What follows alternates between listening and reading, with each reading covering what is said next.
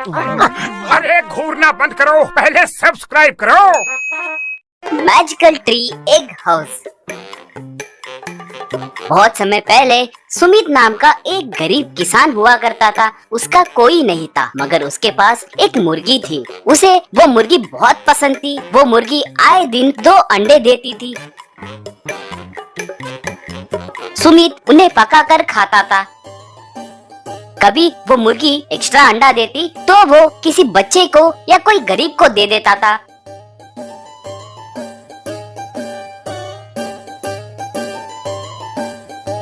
एक बार सुबह घर के बाहर सुमित अपने मुर्गी को दाना खिलाने के लिए आया और बाहर आके देखा कि एक छोटी बच्ची वहाँ पर थी।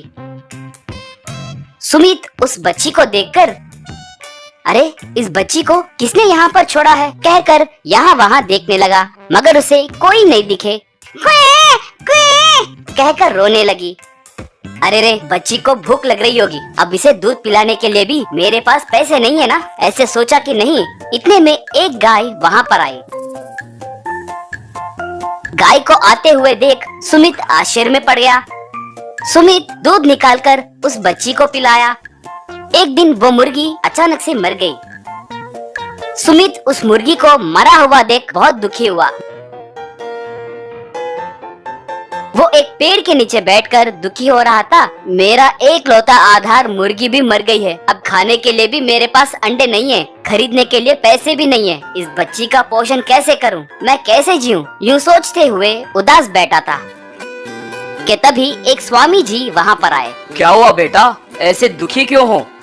सुमित तब उसे जो भी था वो सब बताया।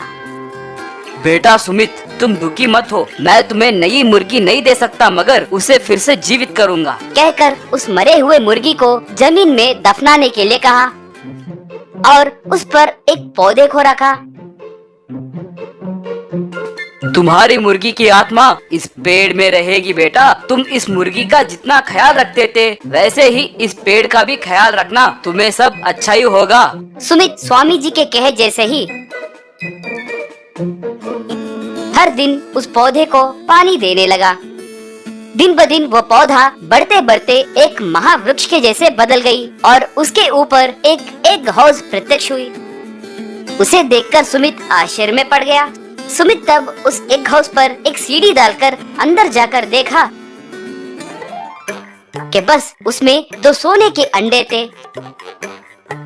सुमित उन अंडों को लेकर बेचकर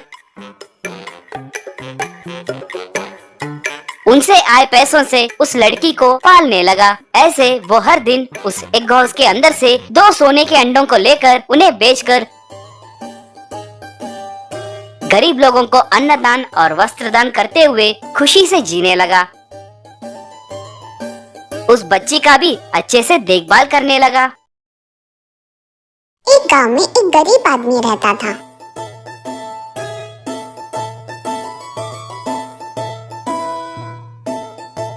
उसी गांव में सुरजीत नाम का एक आदमी प्याज के व्यापार करता। वह धोखादायक और द्वेषी था।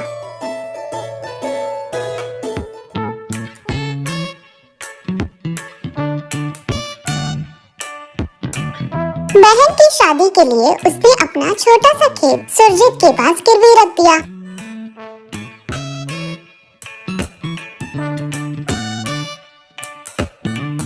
कुछ दिनों बाद सुरजीत भीमैया से, तुमको 5,000 मिलेगा, अब से तुम्हारा खेत मेरा।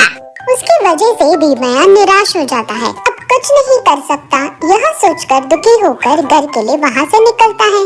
रास्ते के बीच कचरा उठाने वाले चाहे कितना भी कचरा बाजू में रखने पर भी उसे बहुत सारा प्लास्टिक बॉटल्स दिखाई देता है।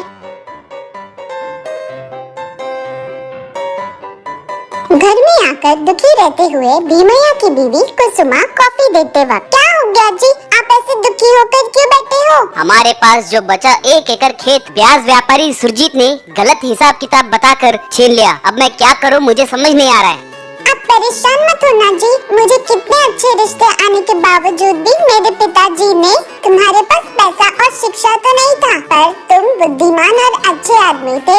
ऐसा विश्वास कर तुम्हें मेरा हाथ देकर हमारी शादी करवाई। उनकी बातों पर मुझे पूरा भरोसा है। आप अपना दिमाग रूप से आपको सफलता मिलेगी। उस दिन रात में भीमया बहुत सोने की कोशिश करता रहा, पर नींद न आने के कारण वह यहाँ वहाँ बस घूमते रहा। ऐसे उसके गांव के बीच चलते आते वक्त म्युनिसिपैलिटी के लोग कचरा उठाते वक्त कचरे के साथ बहुत सारा प्लास्टिक बॉटल्स भी देखता है।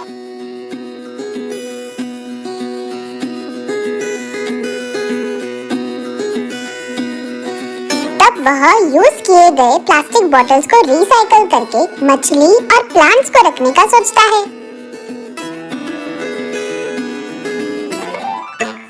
अगले दिन भीमा गांव में जाकर यूज्ड प्लास्टिक बॉटल्स को लेकर आता है।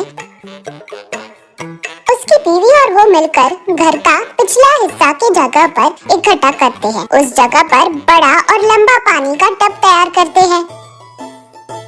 उसके बाद उसमें लंबा रोप बांधते हैं।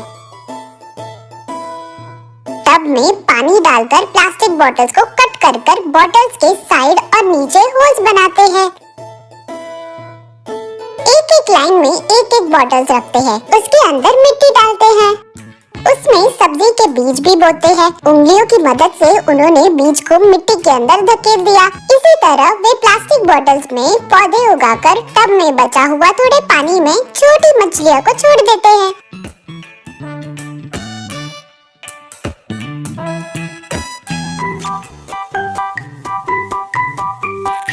कुछ दिनों बाद पौधे अच्छे से बढ़ने लगे। छोटी मछलियाँ बड़े बन जाते हैं।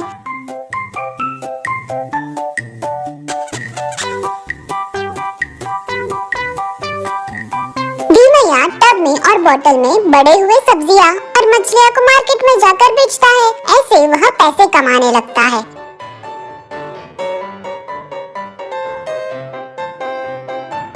यह विषय सुरजीत को पता चल जाता है।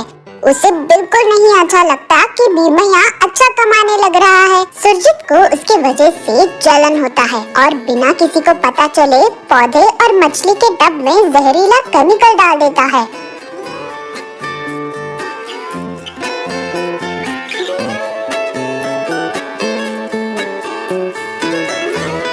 जिसकी वजह से मछलियाँ मर जाती है